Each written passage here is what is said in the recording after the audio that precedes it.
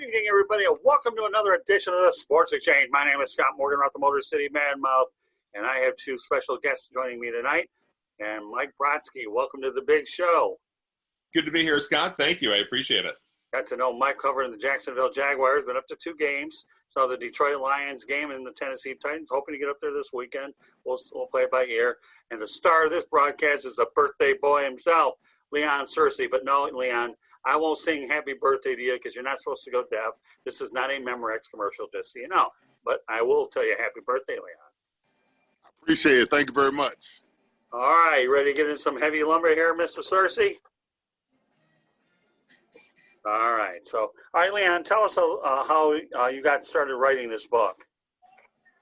Well, I mean, I wrote the book probably at the in my life. I was as rock bottom as you can be as rock bottom. And you know, I don't want to give too much away from the perspective of the book, but I was actually in a motel room. Hadn't had many friends. My family wasn't talking to me, and I spent a lot of time alone by myself. And it's something that my spirit told me to tell my story. And I remember jumping out of the bed at like 2:30 in the morning, and I had no idea what I was doing, but I just started recording and writing down information about my life growing up, some of the pitfalls, the highs and lows of my life. But the book actually started at the very lowest point of my entire life. And then, you know, thanks to Mike, you know, Mike was, you know, co-author of the book. I was able to be able to produce it, coming to fruition because, you know, this was like a 10-year project for me. I mean, the book was a journey from, you know, grew up in Washington, D.C., Orlando High School, you know, playing at the University of Miami, playing in the NFL, and then the pitfalls of me after football. So I just started telling my story, and it was a project where I thought I was going to give up on it a long time ago, but something in my spirit told me to just stay at it. And then you know, I came into Mike and WSA and Charlie, the World Sports alumni. And, you know, we put the pieces together and it manifested into a book. Very good. All right. Well, I got to tell you, Leon, I love the title, Fourth Down and Damn. Where did that title come from? Well, you know, initially the book, I remember when I finished writing the book, initially the book was called a Diary of an Athlete's Memoirs and Notes. And I remember when I wrote the title down, I said, this title sucks. I said, this is the worst title ever. I said, this book is never going to come about.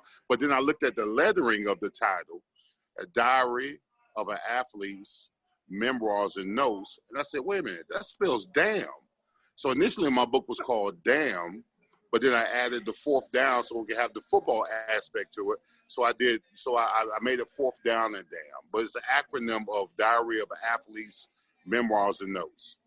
So for all you folks out there that are looking for creativity, Mr. Searcy just gave it to you. I got to tell you a funny story. My late mother used Shiloh Morganroth, Fading Hair is Living Art. She was a big hairstylist, and then I was just messing around like you know, you out there just messing around. You don't even think about what you're doing. Well, Scott, sports can offer a tough task. And, you know, and when you talk about acronyms, you take all these letters, put them together, all of a sudden you're able to develop a meaning. I find it pretty interesting how you ended up doing that. So really good stuff. So, all right, so let's talk about the fact that this book is the first from World Sports Alumni Publishing. Mike, can you tell us a little bit about World Sports Alumni? Yeah, absolutely, Scott. World Sports Alumni, WSA, you can kind of see it on my shirt here. World Sports Alumni is an association of former professional athletes. And we've got a lot of athletes that people might know the names of, guys like Nick Anderson of the Orlando Magic, or you know, for boxing we've got Evander Holyfield, Riddick Bowe, we've got Pinklin Thomas, all former heavyweight champions. In football, guys like Brandon Merriweather, Santana Moss.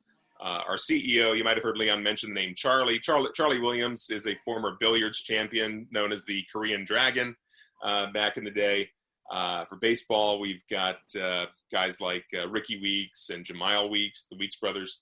And what we do with World Sports Alumni is we try to bring athletes together and really connect them with the community. So we have a lot of companies that want to bring athletes to the events that they're putting on. And so we'll connect the companies with the athletes that way.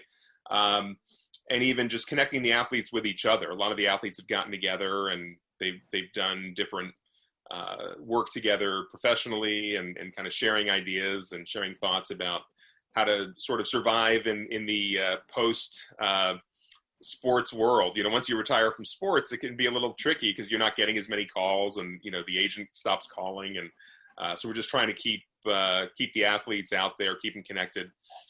So with World Sports Alumni Publishing, this is really the first book that we kind of put together, and we're hoping to bring some more out in the coming years to come here. But so with Leon, it was just such a great story, and what a great opportunity to be able to take his stories that he was putting together and put them together in this book, get it out there into the public. And we had a great launch event. Leon, tell us a little bit about your thoughts when we did that event about a month ago up in Jacksonville. How that sort of came together. I mean, it was an outstanding event. First and foremost, the Jacksonville Jaguars are on board with supporting the book. They allowed us to do a book signing right outside the stadium. And it just happened to be in a game against the Pittsburgh Steelers, where I played for the Steelers as well as the Jaguars. And we had a nice little setup. We had a nice little booth and tent. And a lot of Steeler fans came through. A lot of Jaguar fans came through.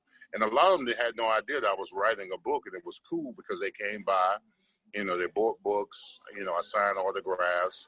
And, everybody thought they knew my story until they read the book. And a mass majority of Steelers fans and Jaguar fans, purchased the books, while we were there outside the game, right outside the stadium before the game. So, it was cool because, I played with both teams. And, a lot of the fans asked me where my loyalty was. And I always say, listen, I was born a Steeler, but I was raised a Jaguar. So I was being very politically correct when it came to both sides. But it was a cool event. And then I enjoy cigars. We did a launch party at this spot called Island Girl Cigars on Gate Parkway. And we had, it was sold out. We had a lot of our sponsors there, a lot of my friends there, a lot of people that were contributing to the book. They were there. So it was a festive event, and we had a great time. We sold books, made a lot of connections, took care of our sponsors who sponsored the book and everything. So it was a great day. It was a great opportunity to network with a lot of people. So I had a great time. I know Mike had a great time, and I know Charlie as well had a great time. So, we took care of our sponsors and the people who support the book for the long run. Yeah, that was a lot of fun. And certainly for anybody that's interested in learning more about World Sports Alumni, we would strongly recommend visit our website. It's www.worldsportsalumni.com. Very simple. But you can kind of check it out, see a little bit more about the organization if you're looking to connect with us. Certainly for anybody that is a former professional athlete, any former professional athletes can join the organization for free. Leon has actually just taken over the role of running the World Sports Alumni Jacksonville. So if there are any Jaguars out there or any other professional athletes in the Jacksonville area, reach out to Leon or reach out through World Sports Alumni. We'll connect you with Leon. And, certainly just out of curiosity, Leon, I'm curious to know, how did you find World Sports Alumni? How did you originally connect with WSA? I think I connected with WSA. I think it might have been on social media, to be quite honest with you. Mm-hmm. I think I saw Charlie reached out to me on social media. Charlie Williams reached out to me on social media. And initially it was just a situation where, he was recruiting me as another player, coming to the organization. And he asked me some of the things that I was doing. And I told him, I was, doing sports talk radio here in Jacksonville. I was doing color commentary for the Jaguars during the preseason. And he said, oh, that's good. He said, I want you to be a part of WSA. And he had guys that I'd known that was already as a part of the organization. I'm good friends with Brandon Marietta, Weather, who went to University of Miami. I was good friends with Santana Moss as well, went to University of Miami. And then I said, oh, yeah, by the way, Charlie, I'm writing a book. And he was like, oh, really? And I said, yeah, I need some help writing a book. So, WSA made it happen. He got in contact with Mike, and then we finalized the book, and we made it happen. Right. Well, Leon, you talk about your ties to the Jaguars and the Steelers, and let's take a little bit of short memory back when the Jaguars hammered the Steelers up in Pittsburgh, and Leonard Fournette had a big football game, and then they had to win twice during their unbelievable playoff run. So why don't you go over what it was like, knowing that you have been a part of both organizations, and the Jacksonville Jaguars shared some success, had some success against them, especially with Leonard Fournette running amok. Well, I mean, the Pittsburgh Steelers and Jacksonville Jaguar rivalry probably had a lot to do with me, to be quite honest with you. Because the Steelers, I became a free agent in 1996 after we lost the Super Bowl 30 against the Dallas Cowboys, and I hadn't signed a contract with the Steelers, and I remember Bill Cowher telling me, he was like, Leon, I don't care what they say organizationally, I draft you, because I was Bill Cowher's first pick ever. I was his first round pick ever. And he told me, Leon, before you make any decision about free agency, call me. So it was a situation, as this is in my book, I'm telling one of the stories in my book. And I told my agent at the time, Drew Rosenhaus, I said, listen, I don't care whatever team wants me. I said, Pittsburgh gets first dibs. And so ESPN came out with this top 10 free agents of 1996, and they had me at number 5. And I told him, and Drew was like, and I told you, I said, listen, Drew, Pittsburgh gets first dibs. And so weeks went by, and I saw all these guys signing these contracts. And I was like, Drew, what's going on? I said, all these guys are signing before me, and I'm one of the top free agents, whatever.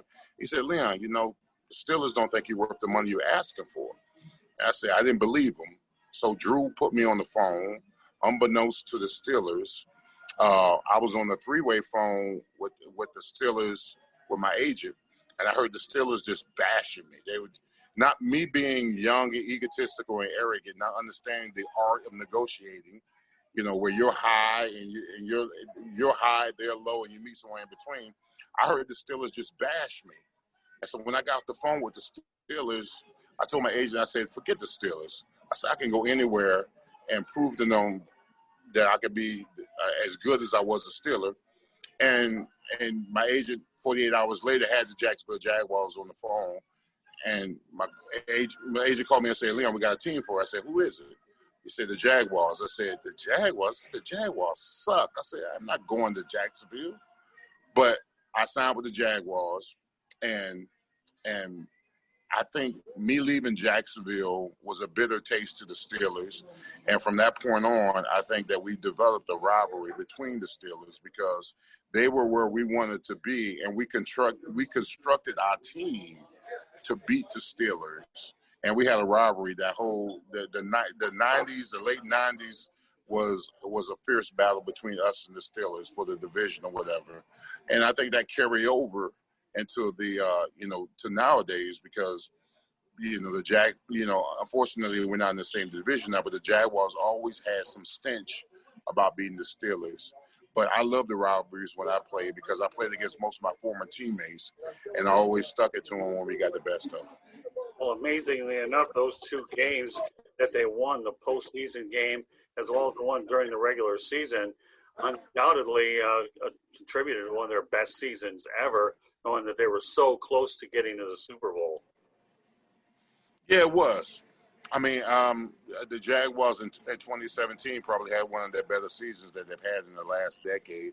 And that game that they played against the Steelers, I mean, offensively, defensively, I mean, I think we beat them 46-43. We beat them by a field goal, and made it to the AFC Championship game. So, I mean, that was one of our better years or whatever. But we knew in order to get, like when I played, and I knew that in order for us to get to where we wanted to be as a team, that you eventually had to beat the Steelers. And in 2017, we beat Buffalo at home, and then we beat the Steelers on the road. And next thing you know, we're in the AFC Championship game. Yeah, I was actually at that Buffalo game. the 10-3 game. All right, let's stay on the point with the Steelers, Leon. You played a number of playoff games with the Steelers and Jaguars, as well as Super Bowl 30 with the Steelers. Any special memories of those postseason games? Well, unfortunately, I remember the Super Bowl because I remember walking off the field knowing that we were the better team, but unfortunately, we lost. Our quarterback, Neil O'Donnell, threw 2 interceptions that cost us 14 points that ultimately cost us the game. And it was nothing more humiliating as a player having the confetti of the Cowboys falling on you while you're walking into the locker room. And I remember being interviewed by the media, and the media came to me because, contractually, you're obligated to talk to the media after the game. And so the media asked me, Leon, do you have any, perspective on the game or, what happened in the game, whatever. And I remember the only words I said to the media was, to hell with the Cowboys. And I turned my back and I went in my locker. But that game, that losing that Super Bowl was probably my worst loss in my collegiate professional career. Really? Okay. Interesting. So, all right, Leon, as a Miami Hurricane, you were part of 3 national championship teams. What do you remember most about those years in South Florida?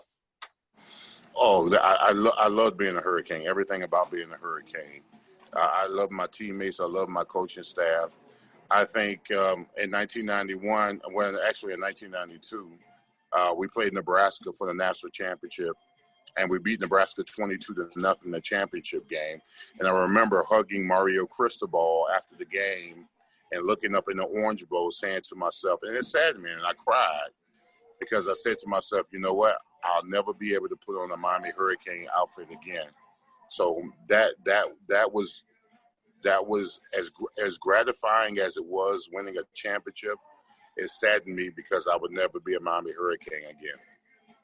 Well, obviously that 1991 Miami Hurricanes team that won the national championship, I saw them win it. We saw them win at the Orange Bowl against Nebraska during those days. Do you remember how classy those Nebraska fans were? People from the Midwest and Nebraska fans are known to be very classy, aren't they? I couldn't tell. If they were classy or not.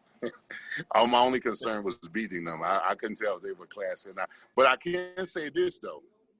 I can say before the game, because Nebraska technically was the Big 12 champion. Right. Tom Osborne requested that we not run. We were known for running out in the smoke. So Tom Osborne, because Nebraska was a Big 12 champion, they were technically the host of the Orange Bowl.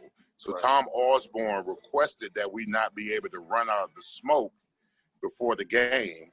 And our mascot, Sebastian, went to a firehouse, went to a fire station, and got a fire extinguisher and sprayed it before the game when we ran out of the smoke. Because running out of the smoke at Miami was just something special and traditional about us running out of the smoke. But Tom Osborne didn't want us to run out of the smoke for whatever reason. And our mascot, Sebastian, his name is John Rock, went to a fire station, got a fire extinguisher, and he sprayed the smoke so we could run out of it for that championship game. Okay. Well, let's talk about the 1989 national championship, too. I know in 1988, they finished number 2, and 90, they finished number 3. That was a heck of a team. When you talk about the fact that they should have won in 88, too, but the refs screwed them in the Notre Dame game. Why don't you go over that a little bit more? Well, I did. That's one of the particular games that I wished I had played in. I was a redshirt freshman. I was actually a backup to John O'Neill, who was the right tackle at that particular time. We got screwed in that game. Cleveland Gary's touchdown was called a fumble. It was the Catholics versus convicts game, so they say, the way it's coined. But that team was that team was good enough to win a championship. And I remember Jimmy Johnson telling me that, when we scored the touchdown to be down 31-30, the coaches in the press box told Jimmy Johnson to kick the field goal and tie the game. If we had tied the game, more than likely Notre Dame and I would have split the national championship. But Jimmy Johnson told the coaching staff in the booth that we don't come to South Bend to tie, we come to South Bend to win. And that's the reason why we went for 2.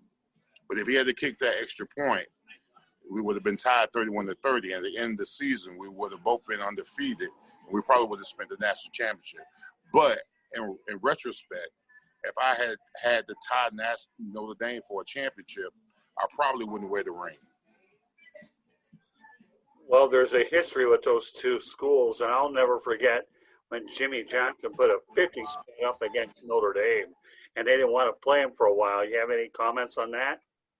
What's that? Say that again. I'm sorry. Oh, that's all right. I remember that Notre Dame and Miami have a history, and Jimmy Johnson, when he went out there and put a 50 spot in Notre Dame, they want to play him for a while, but yet it's okay for Notre Dame to go out there and run the score up and anybody else, but when it gets hammered to them, they don't handle it too well, do they? No, they don't. They don't. You're talking about in 1985 when we beat them 58-7. Exactly. And they were upset because we retired their coach and we embarrassed them on national TV. Listen, Jimmy Johnson always had this saying, it's not our job to not score, it's your job to stop us. I got to tell you, I really don't care for Notre Dame, and being a Neither do I. So there. I have a hierarchy of hate, and Notre Dame sits atop of it. Well, being from my neck of the woods, I'm a Michigan Wolverine deep down inside. I graduated from the University of South Florida, and if you know anything about Michigan and Notre Dame, that Michigan doesn't like Notre Dame, then you can tell that I've built into the Miami Notre Dame where I've seen a couple of those games too. And well, listen, the enemy of my enemy is my friend. Okay. I'm not sure how to really take that one. But well, listen, you don't like them, I don't like them, so we're friends. Beautiful. And we're December babies, even better. All right, so let's talk about a road trip here. You know, when you visited Florida, Florida State, Miami, why Miami?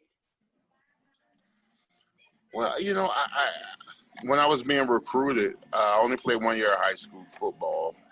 And when I was being recruited, I took visits to Miami. I took visits to Florida and Florida State and Miami. It was just something about Miami. It just had this confidence. They just knew that they just believed in themselves to a point where it was. I don't know. I don't want to say it's intoxicating, but I just gravitated to the fact that they just believe so much in themselves. And the other visits that I took, I mean, they didn't have that same belief. I don't know if it was cockiness. I don't know if it was arrogance. But I just knew that at Miami, they wanted to be champions, and I wanted to be a part of that. So that's the reason why I gravitated to Miami, because the guys that were there enjoyed, they loved football, and they believed that they were going to be champions, and I wanted to be a part of that process. So is it true you didn't want to play in the cold weather either? No, I'm a Florida boy. I'm not playing in the cold weather. Absolutely exactly. not. That's my point. Yeah, okay. So therefore, you didn't want to leave the state of Florida to begin with. I did not. Listen, if the Dolphins had drafted me in '92, I would have gladly stayed in the Dolphins. But the Steelers drafted me, so be it. Well, let me tell you this, okay? When you talk about Miami, I know that as I looked in your book that Melvin Bratton was in it. And didn't he give you a little bit of a tour out around South Beach and showed you a little bit of town, a little bit of he did. Yeah, Melvin Bratton is my guy. Listen, Melvin Bratton was my host at the University of Miami. And, you know, I grew up in Orlando. I was a sheltered kid. I didn't get out much. So me leaving Orlando to going to Miami, I mean, he showed me the nightlife that I had never seen before. I saw things that would probably be illegal in 50 states, to be quite honest with you. But I enjoyed it. I enjoyed it. I enjoyed the atmosphere. I enjoyed the vibe, the energy, everything that went along, you know, being in Miami. So I knew Miami was the place for me. I didn't know how I was going to survive Miami, but I knew that I wanted to be there. So what was Jimmy Johnson like to play for? Jimmy Johnson Jimmy Johnson was a stiff drink with no chaser. All right, he was. Jimmy Johnson was hell on wheels. You never felt comfortable in Jimmy Johnson's presence, whether it be in practice, whether it be in meetings. He kept you on your toes at all expense. I mean, listen, our freshman orientation, when all the freshmen came in, Jimmy Johnson walks in the meeting room at freshman orientation, and he said, gentlemen, welcome to the University of Miami. If you're not here to win championships, you need to take your ass home. And he left. I mean, he set the bar so high at Miami. It was, your scholarship was every day in practice. Your scholarship was on the line. Whether it was or not, he made you believe that.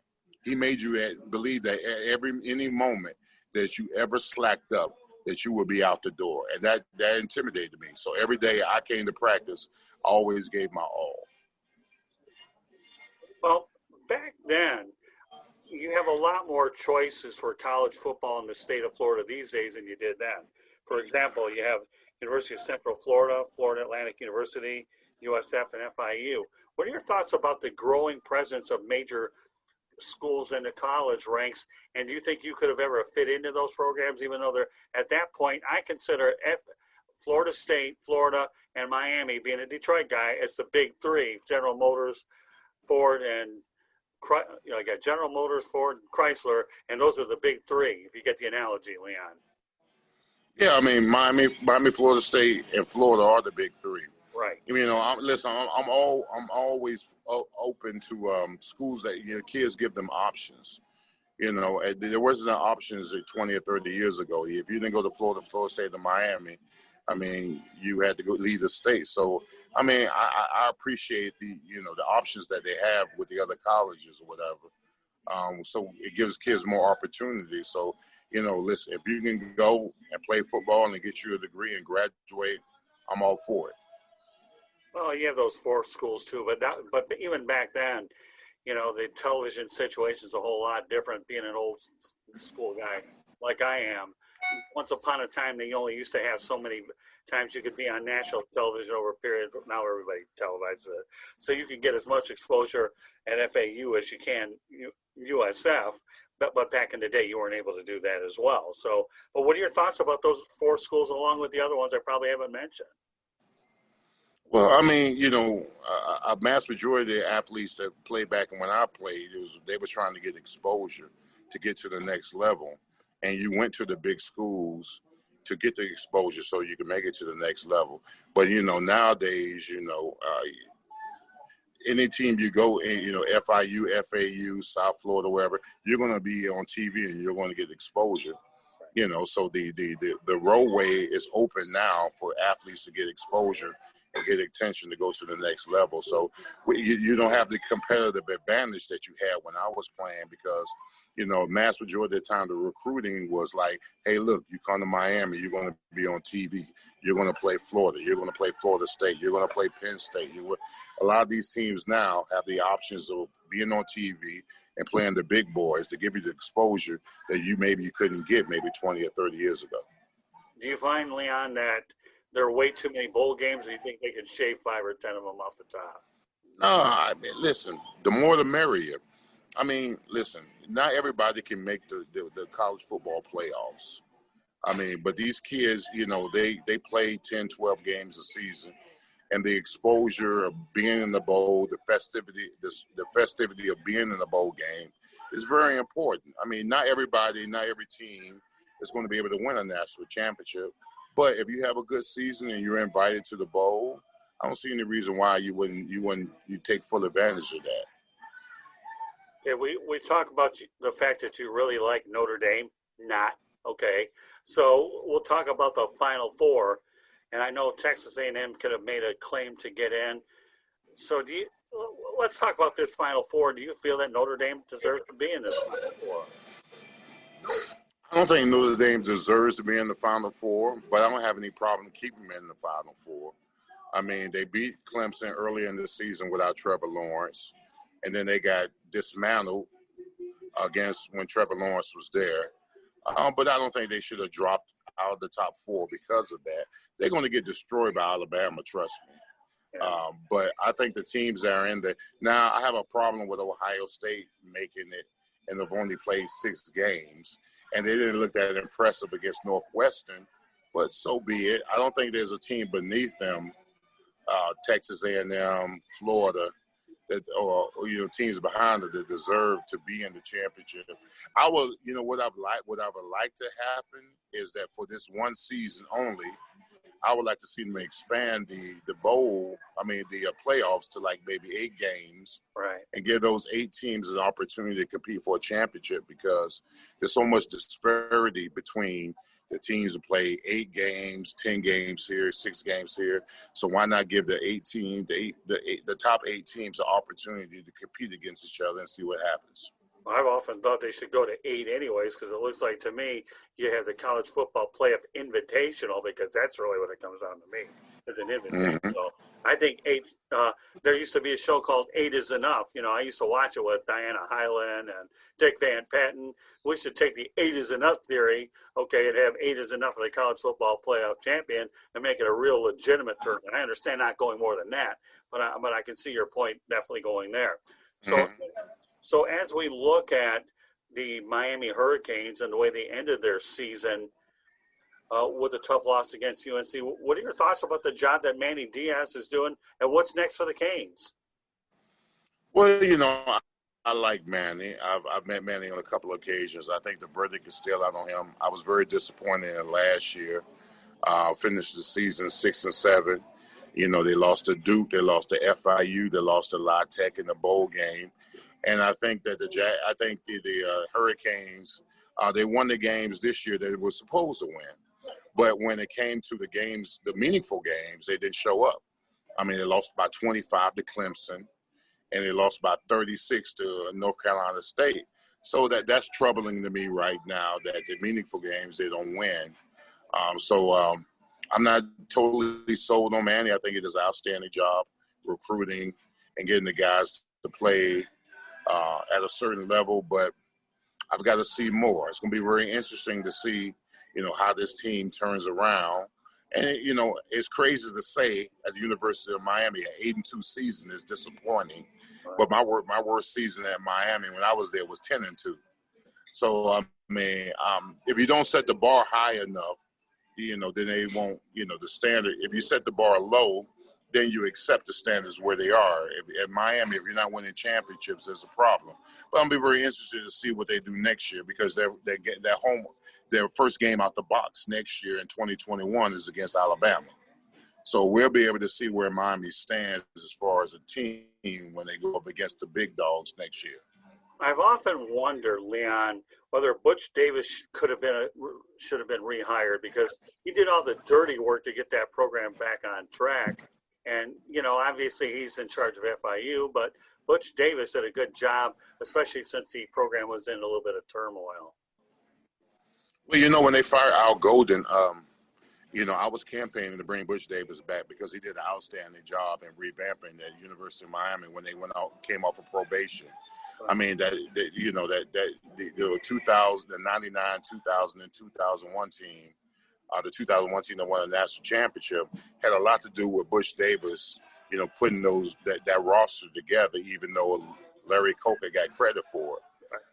So I was really surprised that he didn't get an opportunity as far as an interview for the job.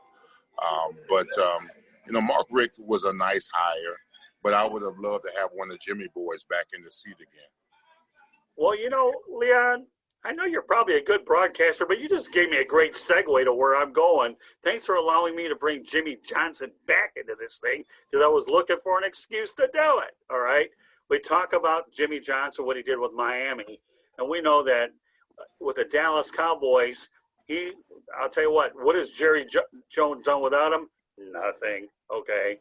But, when we talk about the job that Jimmy Johnson did for the Dallas Cowboys, because I know that Barry Switzer is a beneficiary of a piece of jewelry thanks to Jimmy Johnson, and Barry Switzer should be sending Jimmy Johnson a Christmas card or a gift all the time. Not only do you have the jewelry, but the cards. And again, he was a beneficiary of that third ring. So to find the job that Jimmy Johnson did in Dallas, and then the second part of that question, Leon, is do you feel that Jerry Jones needs to grow up and put him in his ring of honor? If that isn't disrespect, then tell me what Rodney Dangerfield's really name is. I know that's a loaded question. Well, I tell you what, the Dallas Cowboy organization would have never been the same if Jimmy Johnson hadn't went there. You know, Jimmy Johnson was the architect of putting the Cowboys back on the map. Just the talent that he was able to assemble, the draft picks that he did, the heist when he traded Herschel Walker to the Minnesota Vikings to get all those draft picks. And you got to remember, a lot of people don't remember Jimmy Johnson started off with the Cowboys at 1-5. His first season there, went 7-9. Next thing you know, he went to the playoffs. Then they won the Super Bowl. So I mean, Jimmy Johnson, he built his team on toughness, mental toughness, physical toughness, speed, aggressiveness, and believe it or not, you know, in 1992, I almost was a Cowboy, to be quite honest with you, because Jimmy knew his guys at Miami, and he wanted Miami guys on his team. If Jimmy Johnson had stayed in the Cowboys for a decade, I guarantee you, instead of winning back-to-back Super Bowls, he would have won at least 4 or 5 Super Bowls. He would have been the Bill Belichick of Dallas if he had stayed there for a whole decade. Well, the real word about what he did to Minnesota was he fleeced them, hosed them. Oh, he did. Yeah, absolutely. I mean, he really fleeced them. And I got to tell you, growing up a Detroit Lions guy, the Lions' last playoff win was against the Dallas Cowboys, and they won it big over at the Silverdome. Lions haven't done anything since, and that was a growing lesson for the Cowboys. And you're right. I don't think there's any question in my mind, Leon, that if Jimmy Johnson had stayed in Dallas and Jerry Jones would have eaten his ego, that I could spell 4 or 5 rings by using my hand, okay? And he should have. Easy. That would have been easy money. Absolutely. Yeah, it really would have. So, so what is do you think Jerry Jones is eating humble pie, or will his ego allow him to know that he made the wrong decision? Because I still don't believe why they haven't honored Jimmy Johnson in Dallas at this point. I don't get it. Well, it's his ego. But, the Cowboys have been in ineptitude over the last, 20-some-odd years. They've won, 2 playoff games in the last 20-some-odd years. And you haven't hired the right coach. I mean, if you kept Jimmy Johnson, you'll be sitting on at least 5 rings right now. I truly believe that. Yeah, I mean, there's no doubt about it. I remember years ago, the last time the Detroit Lions ever won a championship was on my birthday in 1957. And that was 5 years before I was born, by the way. So go figure. The curse of Bobby Lane, the curse of Jimmy Johnson. You see how this all ties in? So let's go ahead and bring this to the present, Leon. You have a radio show on 1010 XL in Jacksonville where you talk about sports and the Jaguars. What do you think it's going to take to get the team back on track? Well, I think first and foremost, we need to the culture here in Jacksonville has to change. It starts from the top to the bottom. I think we need to get more than likely we're going to get a new GM. We're going to get a new head coach. And I think the culture in Jacksonville just has to change. I mean, from top to bottom. I tell people that all the time when I was with the Steelers, there was tiers of excellence that was expected out of you. From the top to the bottom, from the ownership to the guy who folded your towels every day. And until you hold that everybody accountable to excellence, you'll have what we've been having over the last decade or so, where we've struggled as a team. And we just gotta pick the right people to help move this franchise forward. That's the only way we're going to have any kind of success. And it's going to start at the end of the season. It's going to be very interesting to see what the ownership does and pick the general manager and picking the head coach. Right now, we got the number 1 pick in the draft. More than likely, we're going to draft Trevor Lawrence. I think Trevor Lawrence is a franchise changer if you put the right pieces around him. So it's going to be very interesting to see this organization, move forward because we've had 20 years of just dismal play and dismal picks and dismal franchise free agents, and it'd be nice to see the Jaguars start winning again. When the New York Jets beat the LA Rams yesterday, and nobody saw this coming, could you believe that for a year like 2020, which has been bad for a lot of us, that the Jacksonville Jaguars would even be talking about Trevor Lawrence? If this town gets excited about Minshew Mania, holy moly, do you think that Trevor Lawrence would be the mayor or the president of this town, knowing full well that, well, first of all, what he gains here is he goes potentially from the New York Jets to Jacksonville, and I can only imagine how many tickets he'll sell, and it doesn't hurt that he won't have to pay state income tax either. Oh, absolutely. Hell, he might get his own street corner here in Jacksonville. As much love as he's been getting. Listen, I saw him play Saturday against North Carolina. He is the real deal. I wasn't that impressed with Justin Fields when I saw him play against Northwestern. Too many inconsistencies. I didn't like his pocket presence, but Trevor Lawrence, he's precise. He's accurate. He can run the ball. He just looks like a franchise quarterback. So, if the Jaguars don't screw it up in the next 2 weeks by winning a game, I think we're good to go. One of the things I like to joke around about between the New York Jets and the Jacksonville Jaguars is I think one of the best salesmen I've ever seen in my life is Rex Ryan. And the reason why I say that is Tim Tebow, to me, if he had any sense at all and really wanted to play quarterback in the NFL, he should have forget about that Wildcat gimmick he had up in New York, and he had a chance to play in his hometown, Jacksonville. He could have put fans in the stands, and that would have been a good opportunity for him, potentially be a starting quarterback in the league for a town that loves him and embraces him. Can you believe the irony now everything has come full circle where you talk about, Trevor Lawrence, oh yeah, he'll be a New York Jet going to Jacksonville, but meanwhile, Tim Tebow should have been Jacksonville, went to the New York Jet. You talk about ironies or what? I was never a big fan of Tebow coming here, just a big fans in the stands. I know he's a Jacksonville native. I know he would have been popular. But, Tebow was an outstanding college quarterback. I don't know how well he was as a professional quarterback. Marketing-wise, yeah, he could have came to Jacksonville. But I think Trevor Lawrence is legitimately a NFL quarterback that can actually help us win some games. I think Tebow was more of a novelty because he was from Jacksonville. He would have been a fan favorite. I think they would have showed up. But I'm not sure how many games we would have actually won with Tim Tebow. So, in other words, you're telling me, Leon, that you weren't as high on Tim Tebow as a pro quarterback, but he suits the college style pretty well. Listen, Tim Tebow is probably one of the 10 greatest college football players of all time. College. But as a professional, not so much. That's just my opinion. Now, I know some Gator fans that are probably listening to me right now want to cuss me out, but that's fine. I just got to speak the truth. I'm just saying.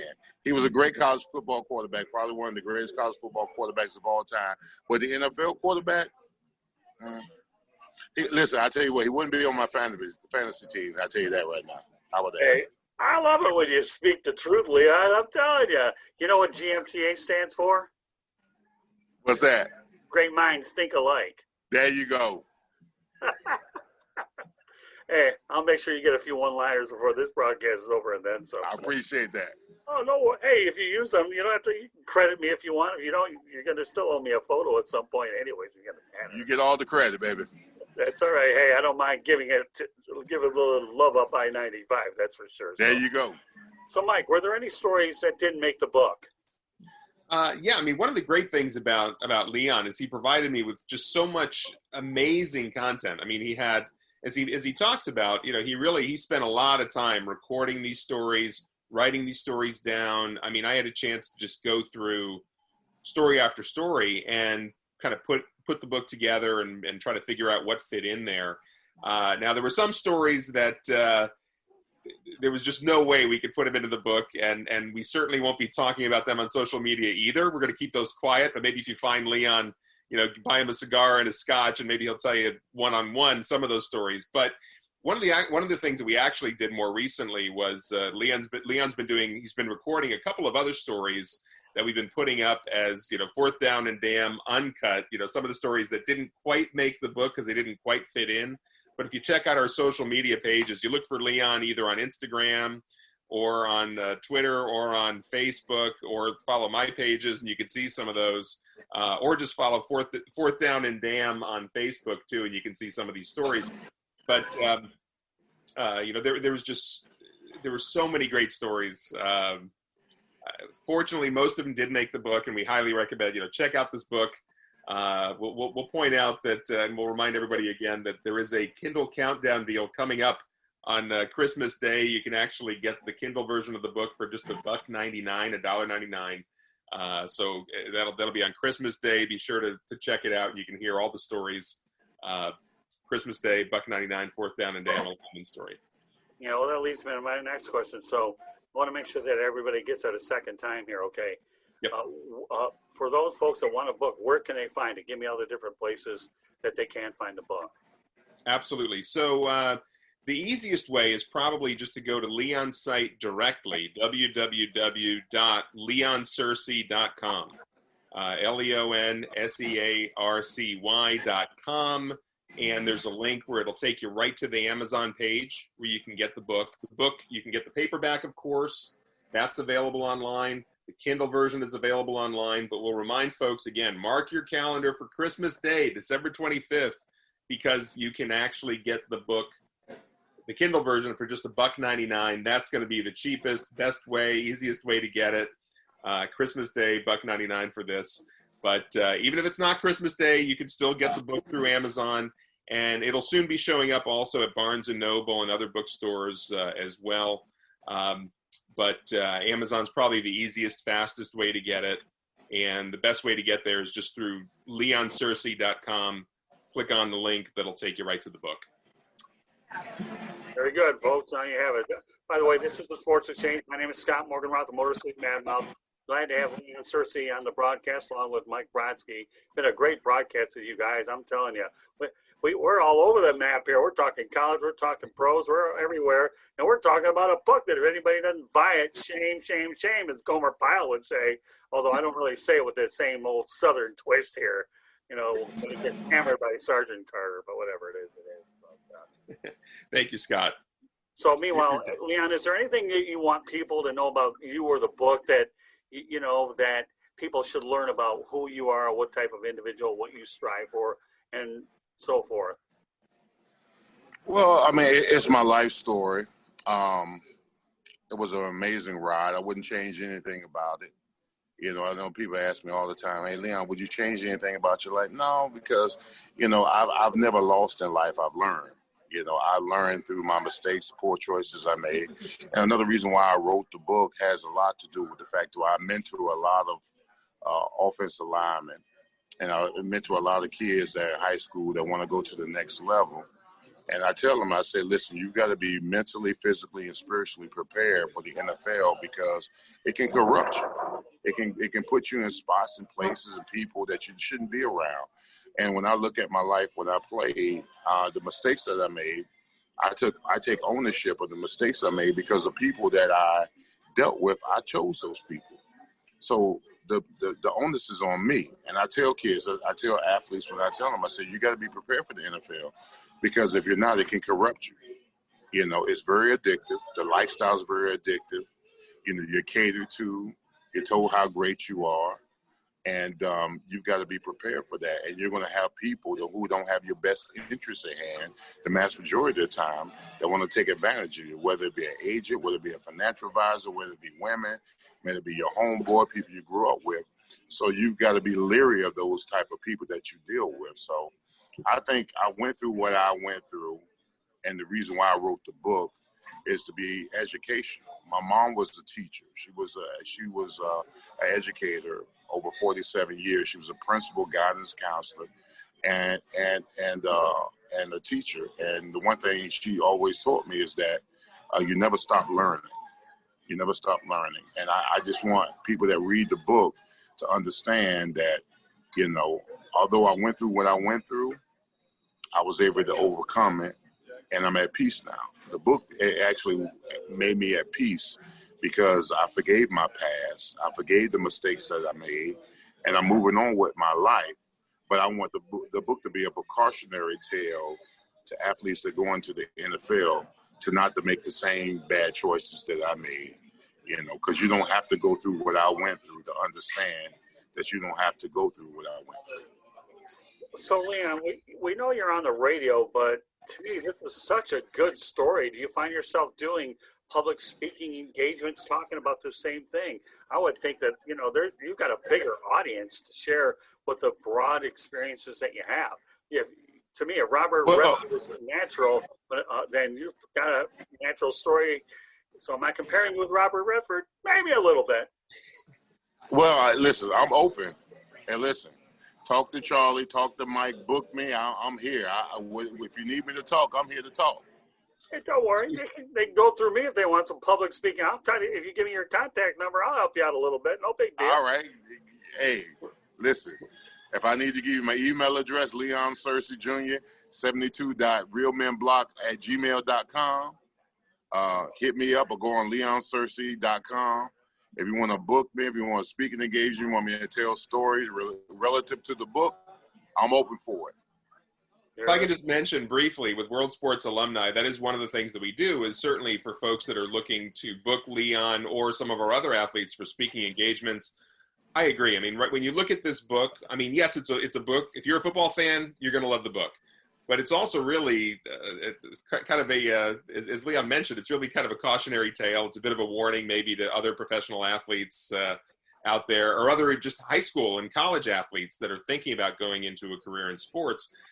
A lot of great life lessons in here. And certainly if you'd like to connect with Leon, visit him through the website or worldsportsalumni.com, and we can connect you with Leon for those kinds of speaking engagements. But again, even if you're not a sports fan, check out the book. It's actually just an amazing story about Leon's journey. A lot of great life lessons in here, and check it out. So again, leonsearcy.com, you can find the link to the book. Yeah, these are the best kinds. I got to make a confession, Leon. I've been thinking about writing a book for 9 million years. I haven't gotten around to it. So one of these days I'm going to get around to doing it.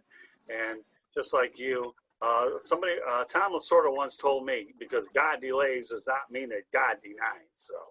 So for all you folks looking to go out there and write a book, Tom Lasorda once told me that when I was a young pup growing up. Now I have a little bit of gray hair, among other stuff. So we'll just, because God delays does not mean that God denies, and that's probably one of the motivations behind the book that we're talking about tonight. Leon, I can't thank you very much for joining us. Mike, why don't you let everybody know they get a hold of you? I'll let everybody know how they get a hold of us, and we'll wrap up the broadcast. Mike, go ahead. That sounds great. If anybody wants to connect with me, you can actually find me at either through incrementalimprovements.com. That was the first book that I wrote. I'll just give a quick little plug for that right here, incrementalimprovements.com. Incremental improvements, change your life one small step at a time. Also, you can find me on Facebook. Just search for Michael Brodsky, or on Instagram. You can find me at Mike_Brodsky. My Twitter handle is at Mike Brodsky FL, like Florida, Mike Brodsky FL. And that's probably the best way to connect with me. And in terms of our social media here on Twitter, you can follow us at Tribune South. That's at Tribune South. Our Facebook and Instagram, South Florida Tribune, that gets it done. Of course, I'm friends with Leon on Facebook, the birthday boy, at least today. Anyways, we have a YouTube channel, so if you want to see the video version of this broadcast, we encourage you to subscribe for nothing, South Florida Tribune. So please subscribe, folks, to our YouTube channel, South Florida Tribune. You get to see great interviews like Leon's, along with other ones on there. We'll make sure that you have the video version of it there as well. Our website, www.southfloridatribune.com. You'll find all of our media distribution partners on there, as well as our columnists and the broadcaster on there. And the Jacksonville Jaguars are a proud media distribution partner. We like to post some stuff on there as well. You can email me at southfloridatribune@gmail.com. Connect with me on LinkedIn, Scott Morganroth. And you want to hear the audio version of the broadcast, you can find it wherever you get the podcast. With some of the main ones that we work with are Apple Podcasts, Spreaker, Spotify, iHeartRadio, Google Podcasts, etc. ... Who knows how many there are? I can't keep track of them, but those are the main ones. But wherever you get your podcast, you get the audio version of this. So, we have a lot of ways to get this. But again, you want to see the video version? So for the Tribune, you got Scott, you got Leon, and you got Mike. So meanwhile, on behalf of Mike Brodsky, our special guest, Leon Searcy, my name is Scott Morganroth. We all want to wish you guys a happy holiday season. Mask up, social distance, be safe out there. Don't take this virus lightly. It is dangerous. And, Leon, I look forward to seeing you up in Jacksonville when the situation presents itself. But I can't tell you how much of a pleasure it's been to have you on this broadcast, Leon. Thank you so much for your time. It's been an absolute pleasure. I appreciate you. Thank you.